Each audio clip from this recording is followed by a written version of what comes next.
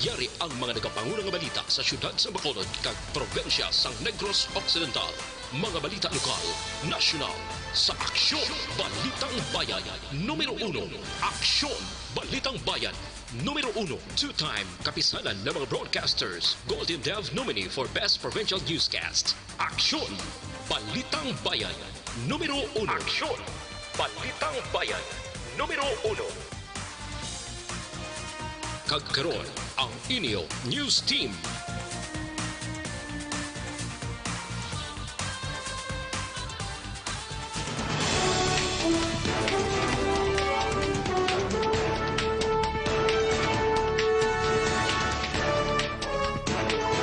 Sa ato nagapanguna nga mga pangulong dinalan sa mga balita lokal, drug test ginmando ni Balero sa mga persona nga nag-viral sa Dinagsa Festival nga nagabayaw sa binastos nga mga placards. 15 anyos nga minor de edad ginimuslan sa yakaupod sa inom. Sa balita national, DOH ginkumpirma ang under observation sa 11 ka mga kaso sang coronavirus related nga mga balatian. Modernisasyon sang FIVOX ginaduso sang isa ka kongresista. Maayong aga Bacolod, maayong aga Bilogabahin sang Western Visayas. Karon nga adlaw Martes, Enero 28, 2020. Ang inyong news team, Aksyon Dorel Cabatu. kag Aksyon Boy Duran, ang mga balita lokal pagkatapos lamang sa ni.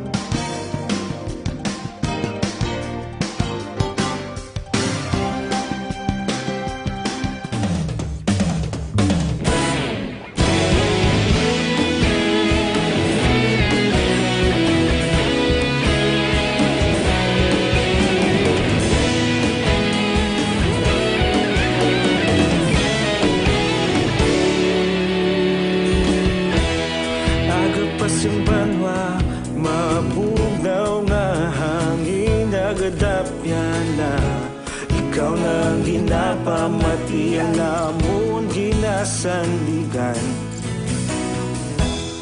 Tingog sang probinsya, kamatuuran ginapalap na. Minsay nga may dala, paglaom kag kasanag. Inuig na nagligan, ikaw gihapon ang ako nga istasyon. Sa pagbudlak sang adlaw, sa pagtuhaw sang biton. Mga balita ang dala, inspirasyon. Aksyon radyo, Bacolod man sa gihapon. Patayon Aksyon radyo, Bacolod saludo sa imo. Patayon Aksyon radyo, salamat kisa pagserbisyo. Patas kag balanse, matuod nga mensahe, wala sang ginadampingan. Patayon Aksyon radyo.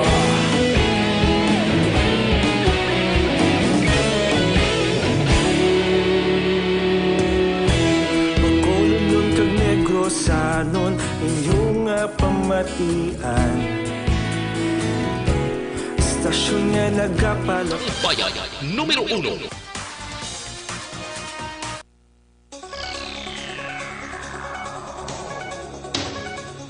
Aksyon Radio Philippine Standard Time, las 6:04, sa detalye na sang mga balita lokal. Nag-public apology na ang 3 ka mga persona nga nag-viral sa videos kag litrato sa social media kadungan sa selebrasyon sang Dinagsa Festival sa siyudad sang Cadiz sa Enero 25. Nagpadulong sa opisina ni Cadiz City Mayor Salvador Escalante kahapon nga adlaw Lunes sa John Ray Abela alias Wilma Bomba, 20 anyos, kag Stephen Mati alias Laura, 19 anyos, lunsay nagapuyo sa siyudad San Silay. Kaupo na isa pa ka babae nga nagpatawag lang kay alias Inday, agon nga formal nga mapangayo sang pasaylo sa ilang nahimo nga pagbinastos sa selebrasyon sa siyudad. Ginako sang 3 ang ilang mga sala kag napangayo man sang pasaylo sa mga organizers, mga empleyado kay iman pa kalakip ang promesa nga hindi na pagsuliton ang kaangay nga hitabo. Sa piyak sa public apology, nagbayad asang tag 3,000 pesos ang tatlo tungkol sa ginlapas ng ordinansa sa syudad angot sa pagbinasto sa pampubliko nga lugar. Kabay man sa ila penalidad amo ang religious work kaangay sa pagsimba kag pagpalapta sang maayong mga binuhatan ni Senyor Santo Niño. Ang community work nila is masimba sila and ma-spread some good news sa Santo Niño. But more on religious work, religious aspect ng atong celebration. Si Mayor Bading Escalante sa siyudad San Cadiz. Ginmanduan ni NOCPO Director Colonel Romeo Valero si Cadiz City PNP Chief Lieutenant Colonel Robert Mansueto ngay paidalom sa drug test ang mga persona nga mobado sa nag-viral nga pictures kag videos nga nagabitbit sang placards nga may binastos nga matinaga kag pila ka mga persona nga nagsaot kag nag-uba sa selebrasyon sang dinag sa festival sa Numero 25. Suno kay Valeros iniagod makasigurado nga wala sila nagaintra sa illegal nga droga. Dugang pa ni Valeros magaserbe kuntani ini nga stern warning sa iban nga miyembro sa LGBTQ agod hindi na maliwat ang kaangay nga hitabo. Samtang sa mga duwa paginaton nga balita lokal, nagnubo sa masobra 50% ang na-record nga insidente kag aksidente nga nagluntad sa siyudad San Cadiz kadungan sa selebrasyon sang dinag sa festival. Sunod kay Lieutenant Colonel Robert Mansueto, ang hepe sang Cadiz PNP, nagmadelagon ang dinag sa Festival 2020 bangod nga wala sang major incident nga naglundad. Duang pa naghagan-hagan ang trapiko bangod sa panibag-o nga rota nga ginpatuman. Nagpasalamat si Mansueto kay Provincial Director Colonel Romeo Valeros nga naprobahan ang pangabay sila nga dugang nga puwersa sang kapulisan bangod ako ang nabulig sa pagpabilin sang katawhayan sa fiesta. Ginpalayag man ni Mansueto nga ginatingwaan naman sa karon sang lokal nga panguluhan sa syudad nga maresolbar ang kaso angon sa nag-viral nga mga pictures sa social media sa din may mga placards nga may binastos nga tinaga ang ginbayaw sa pila ka mabisita. Nagapati si Mansueto nga dapat magpasa ang opisyal sa ordinansa nga nagadumili na sa pagdala, pagpost o kung pagbayaw sa mga placards agud malikawan nga maliwat ang kaangay nga insidente. Sa iban nga balita national, positibo nga ginhimuslan ang 15 anyos nga minor de edad nga babayi sa Banwa sang Kawayan ini man base sa ginpatigayon nga medical examination sa biktima. Sunod kay Major Roel Garingganaw ang hepe sang Kawayan PNP, base sa resulta sa ginpatigan nga test, nakaangkon ini sang kapilasan sa iya nga kinatawo. Dugang pa ni Garingganaw natabo ang insidente mga alas 2 sang kagahon, Enero 25 sa Sitio Sapa, Barangay Poblasyon sa among nga Banwa. Sa ila inisyal nga investigasyon upod sang biktimang suspect nga si Jo Marie Caniedo kaupod man ang pila nila ka mabarkada nga nagainom sa makahulubog nga ilimnon. Base sa panaysayon sang biktima, nagpaupod siya kay Caniedo agud magpangihi. Apang gindala siya ni Caniedo sa katubuhan kag didto natabo ang paghimulos. Nakabaton sa report ang kapulisan nga na-missing ang biktima kag sa pangita nakitaan nga nagahilibion kag wala na sang paindalom nga panapton. Gina-identify sang biktimang suspect rason nga naaresto sa kapulisan kag ginako man ni Caniedo nga ginpasulod sini ang yatudlo sa kinatawo sang biktima. Sa karon ginahulat pa sang kapulisan ang mga kulang nga dokumento sang biktima agud mapasakan ang kaso nga rape batok kay Caniedo. May mga barkada ini siya nga mga laki. Nag-inom nga atong biktima, ayo ini sa barkada yung laki nga plan siya kay sa atong sa Banwa sa Kawayan, damo kita si Arderico no, dito sa Gimbala sa may unanayo may tubo. Ubog kayo mimong. Kabahin sa pahayag ni Major Roel Garingganaw ang hepe sang Kawayan PNP. Samtang patay ang isa ka 18 anyos nga lalaki matapos ginbuno sa makapila ka beses sa sulod sa kwarto sa Sarmiento Street, Barangay Poblasyon, Siyudad Sambago, pasado alas 4 ang tagna sang kahapon sa kagahon, Enero 27. Sunod kay Major John Joel Batus-Batusan, ang hepe sang Bago City PNP, ang napatay ginkilala kay Rafael Alvarez, nga nasapuan na lamang nga wala na sang kabuhi. Duha man ni Batus-Batusan antes pa ang insidente, nakitaan sa barangay tanod sa poblasyon ang suspetsado apang naglaom ini nga kakilala man lang sang biktima. Pila ka oras pa nagligad, nakitaan sang tanod nga may nagahigda sa dalan kay sang iya ginusisa nakitaan si Alvarez nga patay na kag may madamo nga pila sa naglain nga bahin sang iya nga lawas. Nagapati ang kapulisan nga nagpangayo pa sa bulig si Alvarez matapos nga nakitaan sa gwa sina Puloy-an ang bangkay. Sa karon nagapadayon ang hot pursuit operations ang kapulisan para madakpan ang sospetsado kag ginahibalo pa ang motibo sang krimen. Mag-aabot naman subong nga semana ang 300 ka personnel halin sa Police Regional Office 6 para mag-augment sa Bacolod City PNP sa Bacolodiat Festival. Sunod kay Bacolod City Director Police Colonel Henry Binyas, igadistino ang maini sa Dalan Lacson kag New Government Center ang mga lugar nga iwatan sa programa para sa nasambit nga selebrasyon. Dugang pa ni Binyas, stratehiya o kanang stratehiya ang ginahimo nila sa Mascara Festival, himuon man nila sa Bacolodiat Festival. Luyag ni Binyas nga zero major crime incident kag mapanubo ang 8 focus crime sa pagsaulog sang Bacolodiat. Ginpahayag ni Binyas 500 ka pulis ang kinahanglan para maghatag sang seguridad sa highlight sang festival sa Enero 31 tubtob Pebrero 2. Samtang ginkanselar ang klase sa Ramon Torres National High School sa siyudad Sambago kahapon matapos makabaton sang bomb threat. Mga alas 8:30 ang takna kahapon sang aga. Sunod kay Major John Joel Batus-Batusan, ang hepe sang Bago City PNP, nakabaton sang mensahe ay isa ka teacher nga si Mrs. Maria Agudaw paagi sa messenger gikan sa isa ka fake account o control account. Kabangdanan ni paibalo niya ang principal nga si Mrs. Jonaida Gasendo sa mulutuan. Rason nga giningagaw pagwa ang mga estudyante kanang tawag sang otoridad. Sunod kay Batus-Batusan, nagpangabay sila sa Philippine Coast Guard sang K9 unit kag insecure ang area. Nagnegatibo kung wala sang bomba sa palibot sang lugar pagkatapos sang investigasyon. Nakumpiskar naman ang balor 40,000 pesos ang ginasuspetsuhan shabu sa drug buy-bust operation sa Police Station 2 sa Purok Progreso Village 1, Barangay Vista Alegre, Ciudad Sang Bacolod. Ang manadakpan ang ginkilala sa ilananday Roberto Cerelio, 39 anyos, Cowie Demerin, 29 anyos, kag John Ray Pamon, 20 anyos. Sunod kay Cerelio ang ginakabing street level target kag watch listed naman sa kapulisan ang tatlo preso karon sa custodial facility sang Police Station 2. Aksyon Radio Philippine Standard Time, 12 minutos na nagaligad sa takna ang alas 6. Ang mga bukol-bukol naman nga nagatubo bla sa aton nga lawas, sistman kung tumor, hindi naton ina pagbabayan, hindi pagpadugayan, kay base magmalignant ina, problema pangadako. Amo na nga ginarekomendar ginaton sa inyo ining Santon Plus Airbag Capsule. Nausunod sa mga eksperto, ining Santon Plus Airbag Capsule makatunaw sa mga breast cyst, myoma, bukol sa ovary, bukol sa baga, goiter kag iban pa.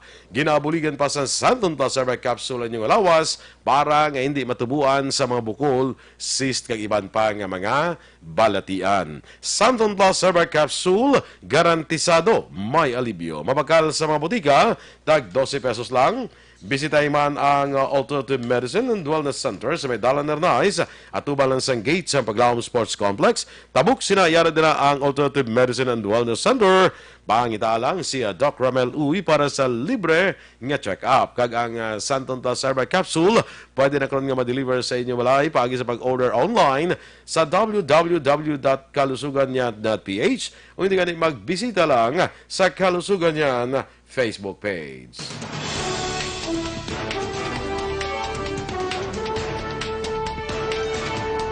DOH ginkumpirma nga under observation ang 11 ka mga kaso sang coronavirus related nga mga balatian. Samtang modernisasyon sa FIBOX ginaduso sa isa ka kongresista. Ang mga balita nasyonal sa magbalik sang Aksyon Balitang Bayan Numero 1.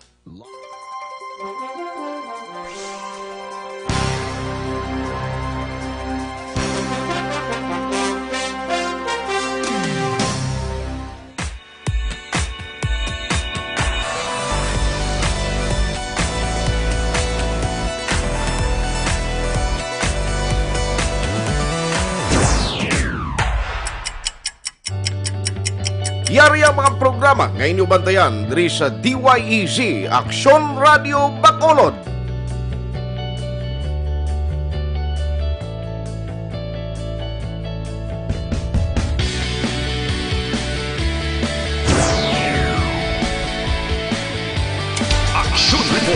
first portion.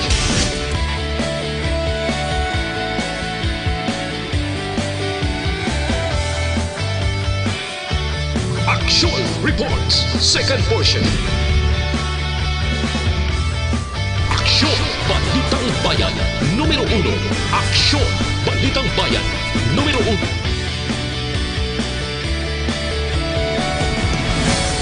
Aksyon, Balita, Morning Edition.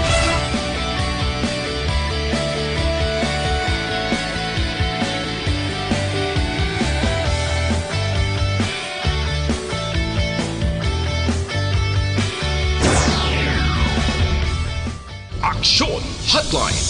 Aksyon, Hotline.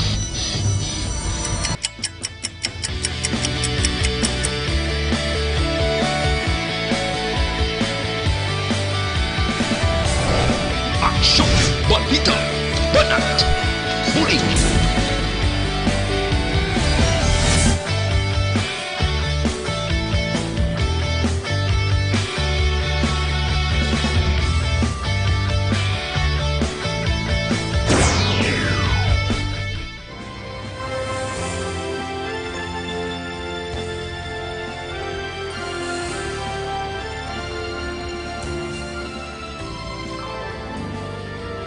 Aksyon reports, afternoon edition. Aksyon reports, afternoon edition.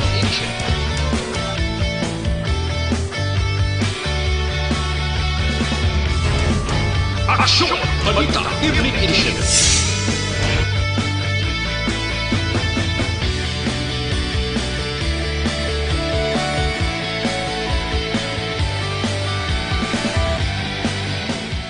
Aksyon, firing line. Aksyon, firing line.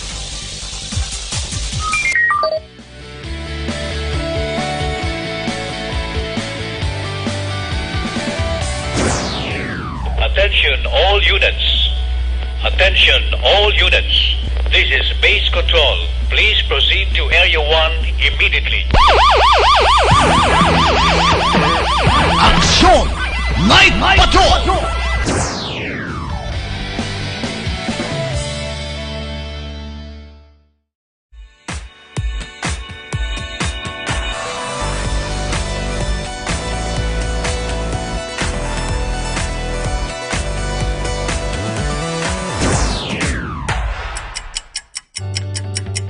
Yari ang mga programa ngayon nyo bantayan diri sa DYEZ Aksyon Radio Bacolod.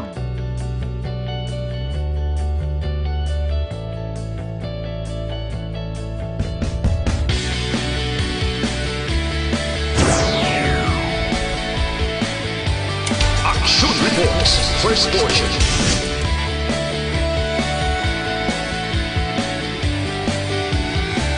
Santon Plus Coffee Mix, amo ning aton nga ginarekomendar sa inyo.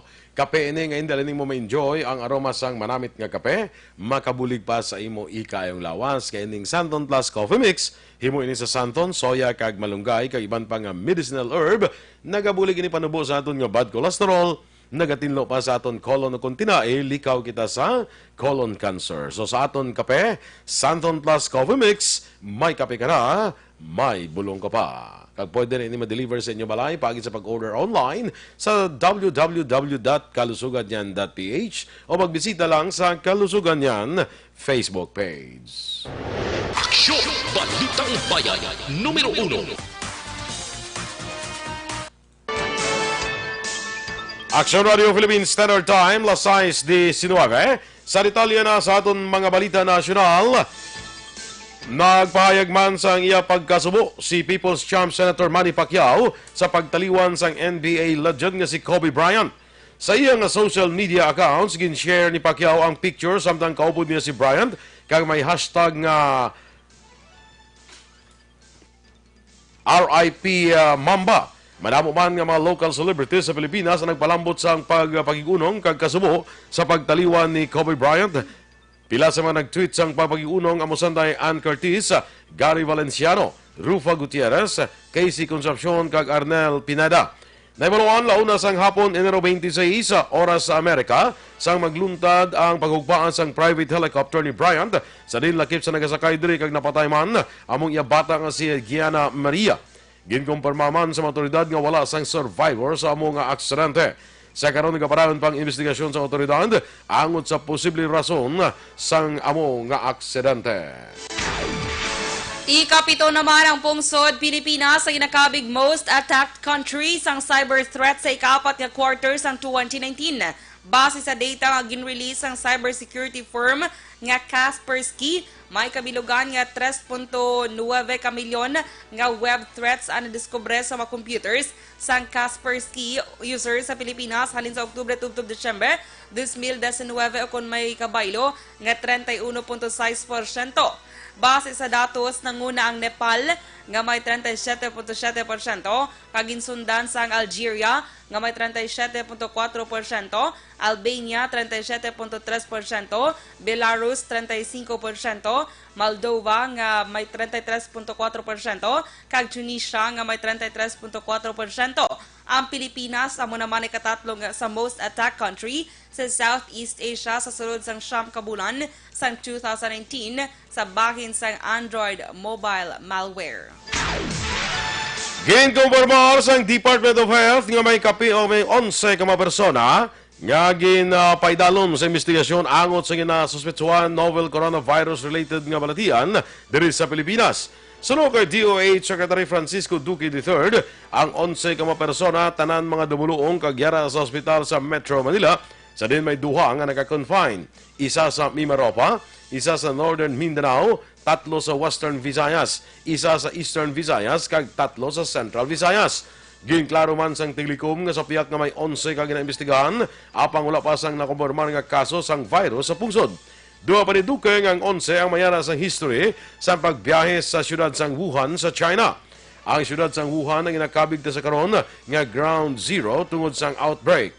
Samtang ginpahig ni Duque nga naghulat pa sila sang resulta sa gin-examine nga sample sa 11 ka persona sang Research Institute for Tropical Medicine. Gin-admit naman sa hospital sang San Lazaro, Manila ang duha ka mga Chinese o kung duha sa 3 ka mga Chinese nationals matapos nakitaan sang flu-like symptoms bangod sa kabalaka sang novel coronavirus o kung nCoV. Suno kay San Lazaro Hospital spokesman Dr. Ferdinand de Guzman, ang ikatatlo nga Chinese nga nakitaan sang flu-like symptoms ang nadiskubre nga may varicella o kung chickenpox. Dugang pa ni de Guzman, madamo sang may pareho nga kaso ang gindala sa hospital apang sang gin-examine, wala naman sang koneksyon sa nCoV. Una ginpahayag sang Department of Health nga may 11 ka mga persona ang ginpaidalon sa investigasyon sa posible nCoV infection. Ginparugya naman sang Department of Health sa publiko nga kung mahimo maglikaw lamang anay sa pagkaon sa mga exotic nga mga pagkaon, kilawin o kung mga hilaw nga karne, kag kung magluto, siguruhon nga naluto sang maayo ang karne agud makasiguro nga wala na sang mikrobyo.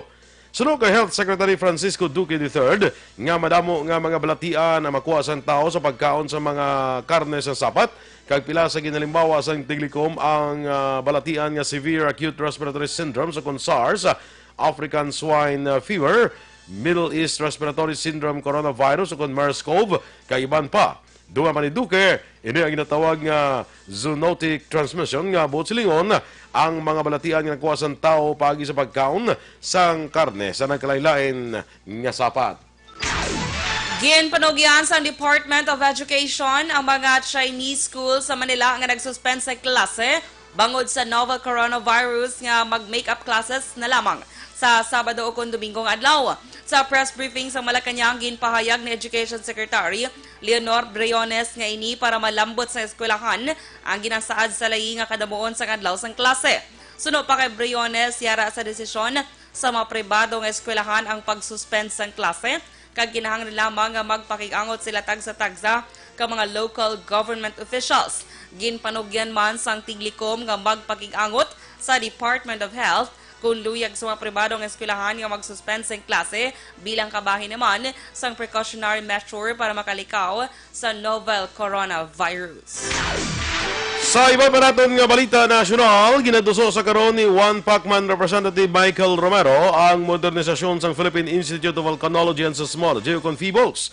Ginasaan sa FIBOL's Modernization Act ni Romero nga painan sang 3 bilyones pesos nga pondo para sa modernisasyon agon makaangkon kag makabakal sang latest nga state-of-the-art equipment ang FIBOL's. Ang pondo para sa FIBOL's Modernization Program ang pagkakuhaon sa Philippine Amusement and Gaming Corporation o PAGCOR.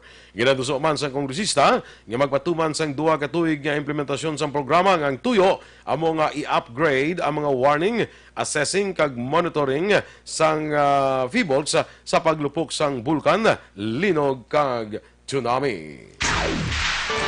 Ginaduso sa duha ka senador ang paghimo sa rehabilitation kag resettlement program para sa mga lugar nga apektado sa paglupok sang bulkan Taal sa Batangas ang dapat iprioridad sa karon matapos ginpapanaog na ang alert level. Ginsaad sa Senate Resolution ng Senators Francis Tolentino kag Ronald De La Rosa ang panawagan sa Department of Human Settlements and Urban Development kon DHSUD kag iban pa nga natungdan nga ahensya nga maghimo sa Sustainable Taal Volcano Resettlement and Rehabilitation Program. Base sa records sa National Disaster Risk Reduction and Management Council, masobra 394,000 ka mga taong apektado sa phreatic eruption sang bulkan sa Enero 12 sa diin 137,000 ka tawo nagapabilin sa karon sa mga evacuation centers. Ginkwestiyon naman ni Senator Leila de Lima ang tama kadako nga buhin sa Calamity Funds sa 2020 kasunod sa pagsaka sa confidential kag intelligence funds. Sunod sa senadora, ang 4 bilyones pesos nga budget cut sa Calamity Funds sa 2020 ang may dako ini nga epekto sa pre-disaster operations kag rehabilitation efforts. Doon pa ni De Lima, hindi naman mahimo nga magsalig na lang sa donasyon sa pribado nga sektor kag sa iban nga pungsod para sa rehabilitasyon sang mga komunidad. Sa 2020 nga national budget, may ginalokar nga 16 bilyones pesos para sa Calamity Fund matapos ginpanumuan ang 20 bilyones pesos sang 2019. Nagmando si PNP Chief Police General Archie Francisco Gamboa sa tanan nga Police Unit Commanders nga istrikto nga patuman mga pulisa para mauntat ang mga illegal nga aktibidad kang isang illegal nga panahor. Sunod kay Gamboa ang One Strike Policy ang mag-apply sa tanan nga Police Unit Commanders nga mapaslawan nga mapauntat ang mga illegal activities. Sunod naman kay PNP spokesman Police Brigadier General Bernard Banak, i-intensify sang kapulisan ng kampanya batok sa illegal gambling sa masunod nga 7 ka bulan. Ginpathag ni Banak antes gina-relieve ang mga police official, gina-evaluate sang PNP ang overall performance. Ginbulgar ni Banak nga may mga report nga nagalambot kay Gamboa nga may mga illegal gambling activities sa Quezon City sa diin si Police Brigadier General Ronnie Montejo ang nagapamuno sa Quezon City Police District.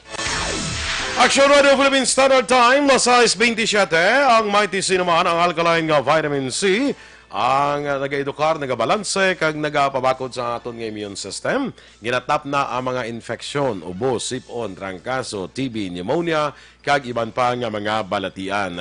Kag ang Mighty C, ang alkaline nga vitamin C, manamay maning antioxidant nga vitamin para sa mata, ginatagan sang alibyo, nagakurap-kurap nga mata, katarata, kag glaucoma. Para sa mas epektibong kombinasyon, mag-inom kita sang Mighty C kag Santon Plus Herbal Capsule.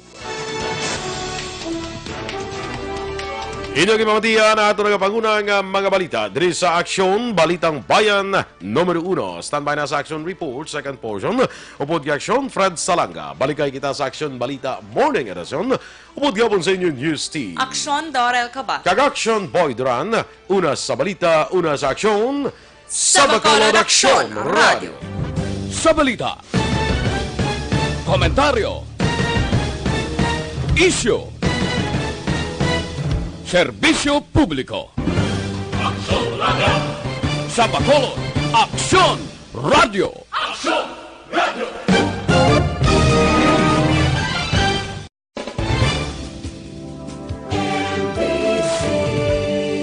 Manila Broadcasting Company. Sa balita, komentaryo, isyu,